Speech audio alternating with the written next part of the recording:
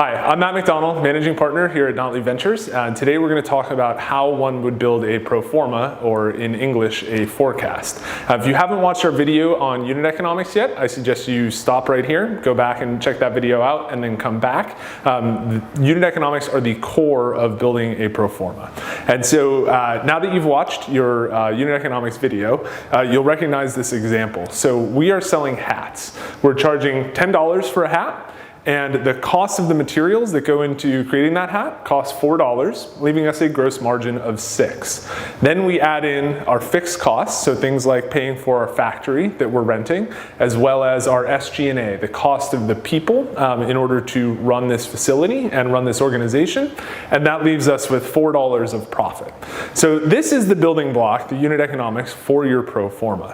What a pro forma does is it projects the number of units that you'll sell over time. So in order to turn this into a pro forma, you need to make an assumption about the number of units each year. So let's talk about year one. So in year one, we can sell 100 hats. So the number of units is 100, and then you simply multiply the number of the revenue from your hats by the 100 units that you sold. So you have $1,000 in revenue in your pro forma year one. Those costs of goods sold, you also multiply by 100, right? It's the same cost per each hat, so you have a $400 cost in that particular year, leaving you with a gross margin of $600. Your fixed costs are not going to be multiplied by 100. We'll talk about this in the next video on scalability, but for the purposes of just building out your pro forma, you can just imagine that your fixed costs are the same no matter how many units you produce. So let's just say that our cost here is $100. And then our selling, general, and administrative, again, does not scale perfectly with the number of units you produce, but again, let's just assume here, $100. And so what you're left with is a profit of $400. And this is year one of your pro forma. You can imagine that this lives in an Excel spreadsheet, and each of these are columns. And these are your column headings, your hat, your cost of goods sold, etc. Then you want to project out to year two.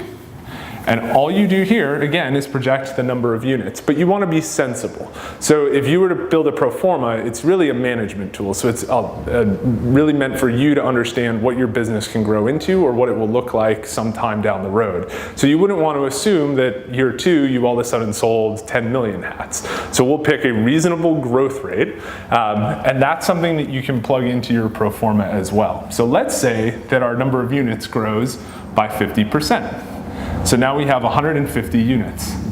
Again, we'll multiply the number of units by the revenue per hat and the cost of goods sold and go through the same exact exercise here that we went through last time. So now you've got $1,500. $600 is your cost of goods sold, leaving you with a gross margin of $900. Your fixed costs, we'll assume that they're the same. Again, so $100 there, and same for SG&A. You haven't had such a big increase that you need to hire a bunch of people, so we're assuming that you are just producing the same number of hats with the same number of people, and you end up, again, with a profit of $700.